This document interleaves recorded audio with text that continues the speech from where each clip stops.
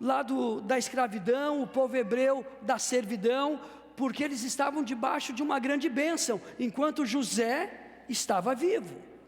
Quando José morre, toda a sua descendência, todos os seus, viram escravos, porque o outro rei que entrou já não sabia mais se aqueles escravos eram de alguém grande, em gerações atrás como José, ou se simplesmente sempre existiram. E aí, aqueles escravos estavam lá, até que o Senhor olha para baixo e diz: não, eu não quero o meu povo servindo de escravo. Eu não criei o meu povo para ser cauda, eu criei para ser cabeça. Eu não criei o meu povo para mendigar o pão. Eu não criei o meu povo para ver a sua descendência sendo maltratada. Eu criei esse povo para eles serem prósperos, né, pastora Aline? Exatamente. Nós, na caminhada cristã, a gente entende que quando a gente fala de Egito, a gente fala de mundo. Então a gente pode trazer muito bem essa palavra para os tempos que nós vivemos hoje. O Senhor não nos criou para ser escravos do mundo. O Senhor não nos criou para ser escravos do dinheiro, para ser escravos do trabalho, para ser escravos de cargos, de N coisas. O Senhor não nos criou para isso. O Senhor não nos criou para depender de todas as coisas que o mundo oferece. Então Deus tira o seu povo do cativeiro usando duras penas, endurecendo o coração de Faraó, encorajando Moisés e Arão, mostra para seu povo sinais e maravilhas, ordena para que prossigam rumo ao mar. Veja que Deus demonstra o seu poder antes deste fato. Deus direciona seu povo para o mar, lugar improvável para a fuga. Então, diante de duras penas, Deus endurece o coração de Faraó. Veja bem, o mal não foi somente Faraó. Deus endureceu o coração de Faraó, para que o povo pudesse perceber que o lugar deles não era ali, para que o povo pudesse perceber que havia uma promessa. E quantas vezes isso acontece conosco, né, pastor? Porque quantas vezes a gente fica insistindo naquele emprego, insistindo naquele negócio, insistindo naquela porta, em que o Senhor faz de tudo para fechar, mas a gente quer empurrar e abrir aquela porta com todo custo, entendendo que aquilo é para nós, porque nós batalhamos por aquilo, porque eu, e a gente não entende que a vontade de Deus é soberana, e Ele com muito amor vai nos conduzindo até a sua vontade, para essa grande escola. E o nosso Deus, Ele dificulta as coisas, né? Dificulta. Ele é o Deus da dificuldade, não é o Deus da facilidade. Por isso que muitas vezes a gente espera que a bênção venha pela direita e venha pela esquerda, que venha de cima e venha de baixo, que venha por A ou B e simplesmente vem pelo improvável. Compreenda isso. O nosso Deus é o Deus da dificuldade, não é o Deus da facilidade. Quem vende o evangelho barato é o diabo, não é Deus. Porque aqui não é um balcão de milagres, aqui é um balcão aonde nós queremos o dono do milagre, onde nós queremos a mudança de vida, aonde nós queremos ver o coração de Faraó, mesmo endurecido, se sujeitar à vontade de Deus. E aí Deus pega o seu povo e arruma uma estradinha asfaltada. Está lá o ônibus esperando para o povo fazer um tour no deserto? Não. Como se não bastasse, Deus pega o seu povo e diz: ei, não é por aí, por essa estrada. Tinha uma estrada lá que eles podiam ir para a terra prometida. Não, não é por aí. Vocês vão pelo mar. Mas Senhor, não tem nem barco. Não podemos nadar tanto assim. Não sabemos caminhar sobre as águas. Vão pelo mar. Por quê? Porque a condição de Deus é o mar? Não, a condição de Deus é obediência. E muitas vezes, quando nós nos sentimos mais encurralados, como o povo estava diante do mar, quando a gente se sente sem saída, sabe aquela frase, quando você está no fundo do poço, que bom, porque você só pode olhar para cima. É isso que o Senhor faz conosco.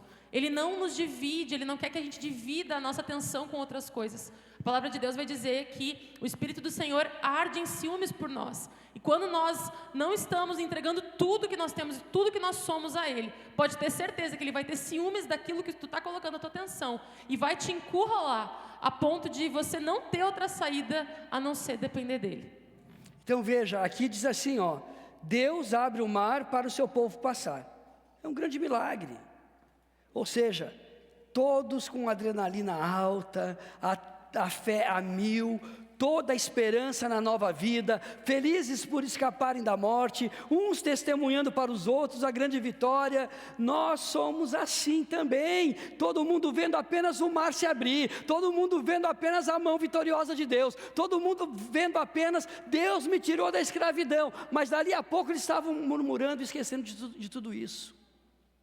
O que eu quero dizer com isso? Não tenha uma fé infantil. Não acha que servir a Deus é ficar numa zona de conforto? Deus detesta a zona de conforto. Ai, Deus abriu o mar vermelho para mim, pastor Aline, olha só como eu sou importante para Deus. O que tu diria para mim? Ei, tem um mar amargo pela frente. Tem a temperatura baixíssima ou altíssima. E aí eu começo a ficar triste. Meu Deus, mas ele não me amava?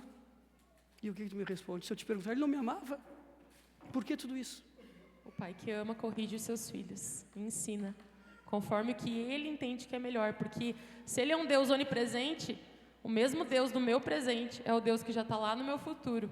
E já tem todos os meus dias escritos. Então ele sabe o melhor caminho, ele sabe o melhor plano. Eu preciso depender dele. Nem tudo é abrir o mar vermelho. Às vezes é mais tomar água salgada. Então veja só, a primeira prova do processo foi a sede. Não era a água que esperavam. A murmuração começou. Esquecemos que Deus continua sendo Deus. Mas aí o povo estava com sede, enxergou o rio. Bebam água, essa água potável. Aí eles vão experimentar a água amarga. E aí começa a reclamação. E aí, Moisés vai intermediar a ingratidão do povo a Deus. Senhor, não tem como beber essa água. Estão reclamando. Foi só o começo, gente. O que eu faço? Moisés, pega uma árvore que tem ali e joga dentro. Eu vou dar uma aliviada nessa água amarga. Só pensa o seguinte: esta água é potável, não é do gosto que eles querem, não tem a temperatura que eles querem, não tem o sabor que eles querem, mas é o que eles precisam, porque eu disse que eu sararia eles e que não pegariam doença nenhuma. Moisés, essa água, ela é calcária, essa água segura nas suas profundezas remédios. No fundo dessas águas tem plantas medicinais. Dentro dessas águas tem um remédio para o povo que eu amo. Eles têm que beber dessa água. Um Deus perfeito. Em tudo que faz, a vontade dele é boa, perfeita e agradável. Ainda que o pastor, pela formação dele em biologia, ele consegue explicar o porquê que as águas amargas eram medicinais. Mas quantas coisas, será que tudo a gente precisa de uma explicação de Deus? Quantas coisas o Senhor não nos faz passar, que parece ruim, que nem remédio, mas que é necessária para nós. Muitas vezes a gente só vai entender que é necessário lá na frente. E só vai entender quem persistir. E a persistência, a perseverança é um sinal de um crente maduro. E de obediência. O crente que não obedece, ele questiona. E esse povo murmurou tanto, que eu acho que até Deus olhou para baixo e disse assim: será que esse é meu povo mesmo? Será que esse povo tem meu DNA? Será que esse povo faz jus à minha presença aqui com eles? Veja que a cada dia que passava o povo piorava. Muita reclamação, muitos desafetos, não conseguem enxergar com esperança e confiança em Deus. Mas nós também agimos dessa forma. A gente esquece da escravidão, lembra do mar vermelho que se abriu, mas parece que o pior problema é o que nós estamos enfrentando hoje. Parece que nunca passamos por situações difíceis, mas a de hoje parece a mais difícil. Só porque alguém te contrariou, parece que foi o pior a pior experiência do mundo. Só porque tua mãe disse um não para você, você se sente o filho mais rejeitado do mundo. Ou só porque o seu filho simplesmente não quis jantar com você hoje, você parece que deixou um filho órfão, que não é mais mãe. Gente, por quantas coisas você já passou? Por quantos fardos pesados você teve na sua vida? Será que não é hora de aprender com aquilo que Deus vem tentando nos ensinar? E Deus nos ensina no culto. Olha bem o culto. A gente chega aqui, a primeira coisa é o louvor, sim ou não? Porque o louvor, ele tem a característica da gratidão. Para depois vir a questão, dízimos e ofertas, palavra e oração. Primeiro vem a gratidão. Então, irmão, para a gente passar rapidinho pelo deserto, tem que ter gratidão. Senão não vai ter provisão. Senão você vai ficar girando, e as coisas não vão acontecer. E o povo reclamava. O problema é que a gente reclama demais. Isso está em nós. É algo que eu acredito, pastor, que a gente nunca vai deixar de reclamar, que a gente nunca vai simplesmente apertar um botão em nós e agora, porque eu sou convertida, eu não vou reclamar mais. Isso é algo da nossa carne. Porque nós não fomos feitos, você não foi feito em um lugar e nem para um lugar onde você teria necessidades. Né? O Senhor, quando planejou, Ele não planejou a gente para estar num lugar com necessidades. Ele planejou a gente para estar num lugar pleno, com plenitude. Então, é normal que a gente o tempo todo nunca vai se sentir satisfeito com esse mundo. Se você conhece alguém plenamente satisfeito nesse mundo, você me apresenta, que eu acho que se a pessoa se levantar a mão para o céu, o anjo já passa, já leva. Porque não adianta, nós nunca vamos estar satisfeitos nesse mundo, porque nós não fomos feitos para esse mundo. Mas esse ímpeto de reclamar, essa reclamação, toda hora uma reclamação, toda hora o murmúrio, sabe, ele não pode estar colado em nós. A gente não pode se acostumar a murmurar, se acostumar a reclamar, porque isso não faz parte do caráter cristão, isso não faz parte do caráter de Deus para nós. E quem anda com o pastor Josué sabe, já de cor e salteado, que gratidão gera provisão, e eu gostaria de complementar isso falando que quem reclama fica para trás, e quem agradece, cresce, e assim a gente vai avançando. Exatamente, eu agradeço e não cresci tanto, mas eu continuo agradecendo. Então assim, gente, você precisa compreender que as coisas de Deus se discernem espiritualmente, né? Por mais que você queira compreender, mas por que nós temos que passar por dificuldade se nós servimos a Deus? Por causa do pecado original, fato. E não se reclama mais sobre isso. Vamos viver um dia de cada vez. Vamos ter aflições até o final da vida. Ei, se você não sabe, você vai morrer. Alguma doença vai pegar. Alguma coisa errada vai acontecer. Você vai morrer. Agora, você sabe para onde você vai?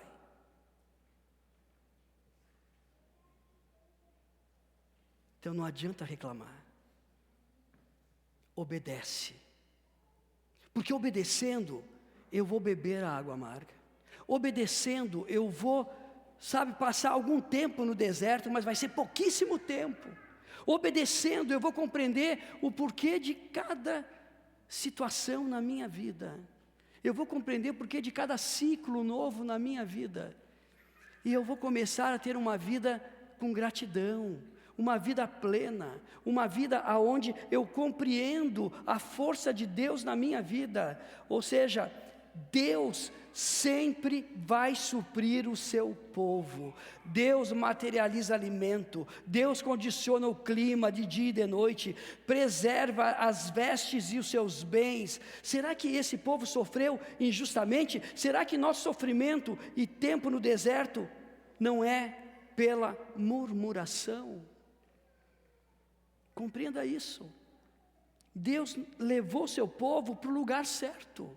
Não podia ser outro. Se Ele prometeu que naquele tempo Ele não colocaria as doenças que tinha no Egito sobre o seu povo, é porque aquele lugar era propenso a não ter doenças, porque as temperaturas muito extremas não deixa que os micro-organismos se proliferem, não deixa que as bactérias se proliferem, que os vírus surjam. Ele colocou seu povo em um ambiente de conservação, mas o povo murmurava. até porque não tinha essa capacidade de discernir, mas ele deveria ter a capacidade de obedecer. E aqueles que não obedeceram, aqueles que murmuraram, Deus simplesmente disse: não há clima que não se sujeite ao meu poder. E naquele lugar, aonde nenhum tipo de micro-organismo, de bactéria, de doença, podia se proliferar, ele fez com que a hanseníase, a lepra, a bactéria se desenvolvesse sobre os murmuradores. Você está entendendo? Mas Senhor, Tu não disse que esse lugar nós seríamos curados? Sim, tomou água amarga, está curado. Mas Tu não disse que nós não pegaríamos as doenças do Egito? Estamos com lepra. Porque até a doença se sujeita a mim. Porque você murmura. Você traz o que não deve. Você vive situações que não viveria. Você atrai coisas ruins que não precisaria. Ou seja, o próprio povo, pela murmuração, traz a consequência. E o Senhor é tão perfeito que Jesus falou, né?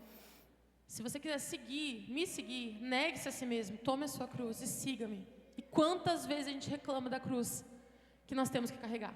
E quantas vezes a gente deixa de se negar, deixa de negar a si mesmo, e não deixa de ser diferente. Não tem como seguir a Jesus sem se negar. E o que é se negar? É negar o seu eu, negar as suas vontades, negar o seu conforto. Sabe, muitas vezes a gente pensa que servir numa igreja, servir na igreja local, é estar confortável, é ter amigos. Eu só vou no culto se o fulano for, eu só vou servir se for em tal lugar. E nós não pensamos no propósito de Deus para nós não pensamos na vontade de Deus, a gente só pensa na nossa vontade, no nosso conforto, se eu posso administrar, servir na igreja com o meu trabalho, eu sempre estou condicionando o meu servir ao Senhor, eu sempre estou condicionando a minha missão aqui. Eu não penso no que o Senhor quer, eu penso no que eu quero, se está dentro do que Ele quer. E assim eu vou seguindo, sem negar a mim mesmo, me tornando um religioso e não avançando. E veja que Jesus Cristo, Ele passou pelo caminho, Ele foi recolhendo aqueles 12 discípulos, sem muito critério, não tinha RH para poder qualificar os seus discípulos. E Ele foi recolhendo aqueles meninos para serem os futuros, os patriarcas da fé, e muitos martirizados, todos martirizados daqueles que Ele escolheu. E veja que Jesus acolheu o improvável, Jesus ensinou o improvável, Jesus transformou o caráter daquele que era totalmente avesso. Jesus apacentou aqueles que estavam com Ele, Jesus deu alimento, Jesus prosperou a vida deles. E aí Jesus chega para Pedro e diz: Pedro, tu me amas? Pedro, tu me amas? 3 vezes, até que Pedro disse: Jesus, tu sabe que eu te amo, então Pedro, apacenta as minhas ovelhas. Ou seja, ele disse o quê? Aquele que vai vir e que quer vir após mim, negue-se a si mesmo. Pare de murmurar, negue-se a si mesmo e carregue a sua cruz, porque Ele carregou uma cruz. Aquele que quer ser como Jesus, faça o que Ele fez, apacenta as suas ovelhas. Por isso que nós estamos aqui como pastores, fazendo a nossa parte, apacentando as ovelhas que são do Senhor. Vocês não são nossos, vocês são do Senhor, e nós estamos aqui apacentando essas ovelhas, ensinando essas ovelhas, curando essas ovelhas, levando para o deserto e dizendo: é bom, não é ruim, vai passar logo, vai valer a pena, só obedece. Amém. E uma coisa muito importante que o Espírito Santo me lembrou agora: quando nós murmuramos, quando nós reclamamos, é algo que eu aprendi na caminhada a duras penas, porque quem me conhece sabe que eu tenho um perfil um pouco mais crítico e sou meio reclamona. Sou não, o Senhor está me curando em nome de Jesus. Mas quando nós reclamamos de algo, até mesmo reclamamos da vontade do Senhor sobre nós, até mesmo reclamamos do tempo que nós estamos passando, quando nós reclamamos do deserto, ou quando nós reclamamos de qualquer coisa, é sinal que a gente acha que poderia fazer melhor. Toda vez, sempre por trás de um murmúrio, por trás de uma reclamação, existe um ego inflamado, dizendo: eu poderia fazer melhor. Se fosse eu no lugar, eu faria melhor, eu pensaria melhor, eu planejaria melhor. Então a gente precisa vigiar isso dentro de nós. Mais uma vez, quando nós murmuramos, reclamamos, nós não estamos negando a nós mesmos, nós não estamos sendo humildes. A gente quer entender tudo, sendo que a paz do Senhor, ela excede o entendimento. E se a gente não abrir mão de entender, e simplesmente obedecer e aceitar, como que a gente vai viver a plenitude de Deus? Agora, Jesus, Deus, Ele é bondoso. Olha o que diz em Lucas 11, do 11 ao 13. E qual o pai de entre vós, que se o filho lhe pedir pão, lhe dará uma pedra? Ou também, se lhe pedir peixe, lhe dará por um peixe uma serpente? Ou também, se lhe pedir um ovo, lhe dará um escorpião? Pois, se vós, sendo maus, sabeis dar boas dádivas aos vossos filhos, quanto mais dará o Pai Celestial, o Espírito Santo, àqueles que lhe pedirem. Então aqui ele deixa claro que o que Deus tem para nos dar e o que você deve pedir é o Espírito Santo. Nada é melhor do que o Espírito Santo, porque é o Espírito Santo que vai me convencer do pecado, é o Espírito Santo que vai saciar a minha sede, a minha fome, é o Espírito Santo que vai me conduzir pelo caminho correto, sem murmuração, é o Espírito Santo que vai me fazer ser mais paciente, pacificador, alguém da reconciliação, é o Espírito Santo que vai me transformar em alguém digno de receber algo de Deus. Glória a Deus. Glória a Deus. Aleluia. Eu sei que esse culto vai terminar de uma forma extraordinária e sobrenatural em nome de Jesus, porque Amém. o que o Espírito Santo quer falar aqui essa noite é colocar, sabe, uma unção de gratidão sobre nós. O que é unção? Unção é quando o Senhor te unge, te separa e te capacita a agradecer. Chegou até vir um. E muitas vezes nós, pela nossa carne, nós estamos às vezes num lugar tão escuro, num lugar tão complicado, que nós não temos forças para agradecer, parece que não tem como agradecer, parece que, sabe, eu estou tentando me animar, eu estou tentando ficar alegre, eu estou tentando fazer o que diz a palavra de estar alegre em toda e qualquer situação, no pouco e no muito, mas o Espírito Santo traz isso, é o Espírito, não é pela carne a gente vai estar sempre reclamando, pela carne a gente vai estar sempre insatisfeito, mas quando nós temos o Espírito Santo, nada fica melhor, nada fica mais importante, a bênção não se torna maior do que Ele é a nossa bênção, e é através dEle as coisas começam a ser acrescentadas na nossa vida.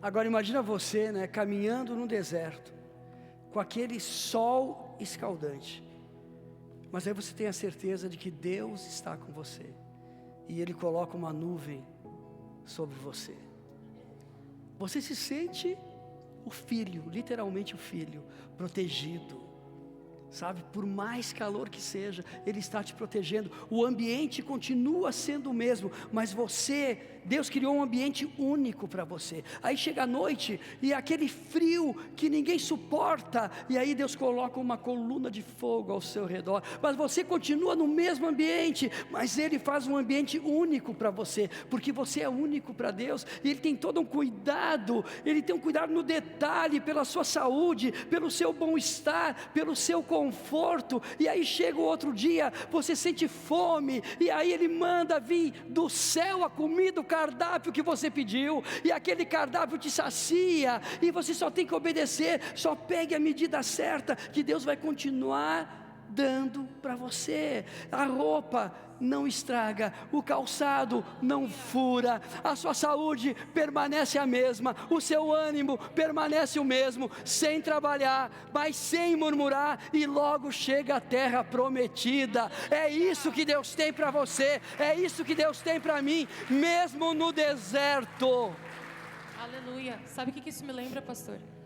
De um salmo muito importante, Salmo 73. Leiam esse salmo.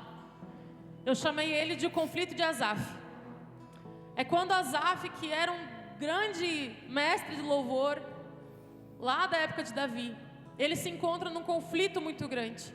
Exatamente nesse conflito. Por que o tratamento para mim é um e o tratamento para outros é outro? Por que eu tenho que sofrer tais coisas e por que quem nem é temente a Deus não sofre? Sabe aquela coisa do porquê que a grama do vizinho é mais verde? O que está acontecendo na minha vida? Mas ele, antes mesmo de escrever esse salmo e deixar esse relato maravilhoso e tão atual para nós, ele disse que ele só conseguiu escrever depois que ele teve a resposta. E a resposta foi quando ele entrou no santuário de Deus. Ali está tudo ali. Ele entrou no santuário de Deus e quando ele percebeu que a soberania do Senhor, que a presença do Senhor era muito melhor, muito mais importante do que as reclamações, do que ele estava reclamando. E quando ele percebeu que o destino não era o mesmo, o destino dos ímpios, o destino de quem não temia a Deus, não era o mesmo que o dele, que ele teria o destino de vida, então as reclamações cessaram, o conflito passou e ele percebeu o que era realmente importante. Não, perceba o seguinte: aonde estão os meus olhos, ali está meu sentimento, o meu coração, ali está o que eu planejo para a minha vida. Jesus disse: se meus olhos forem bons, minha alma está cheia de luz. Se for Exatamente. maus, Então assim, imagina o seguinte: eu estou no deserto, mas estou olhando para o deserto, estou olhando para a característica do deserto. A primeira coisa que eu vou enxergar no deserto é Satanás, porque ele estava lá esperando Jesus para desafiar Jesus.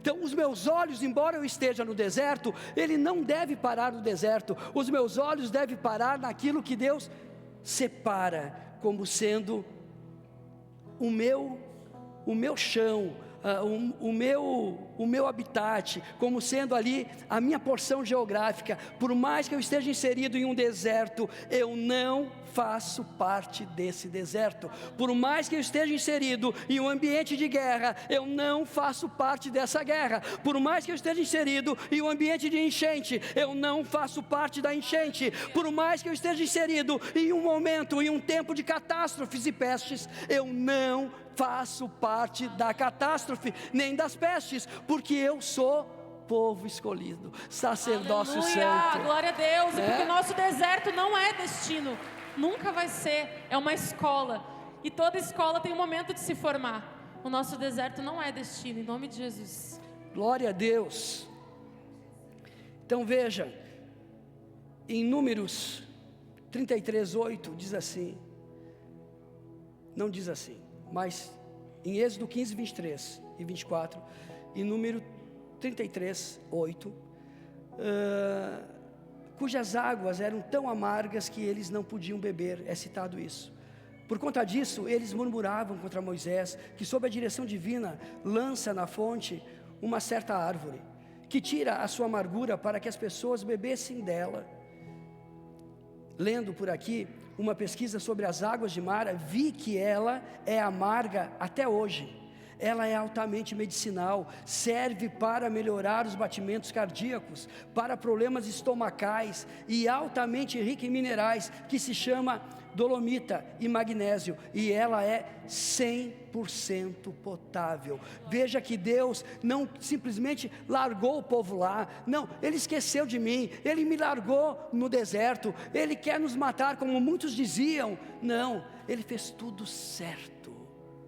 Porém, através desse povo, Ele nos ensina hoje. Por que você está murmurando? Qual é o seu problema? O que te aflige tanto? O que te entristece tanto? Por que você parou? Parou para reclamar? Parou só para ver a coisa ruim? Parou só para criticar os outros? Não é para parar, é para andar. A água pode ser amarga, mas ela vai te curar. Logo ali na frente, você vai passar pelo Rio Jordão, você vai chegar lá em Jericó, os muros serão quebrados. Logo lá na frente, você vai ter a terra prometida, você logo vai ver a nova Jerusalém. Te acalma, te acalma. É um dia de cada vez. A palavra diz: cabe nesse dia o seu mal. Não fique vivendo por ansiedade, não fique vivendo em depressão, não fique vivendo coisas que não é a época para viver. O que eu tenho que viver, pastor? Essa palavra agora. Você está aqui para viver esta palavra. Esqueça tudo que ficou para trás, até do problema que você veio resolver. Eu tenho problema de saúde, esquece, não é mais seu, é de Deus. Eu tenho problema financeiro, esquece, não é mais seu, é de Deus. Eu tenho problema com alguém, esquece, é de Deus. Quando você entrou por aquela porta, o Senhor pegou todo o seu fardo e tirou das suas costas. Agora cabe a você obedecer. Cabe a você enxergar de uma forma diferente.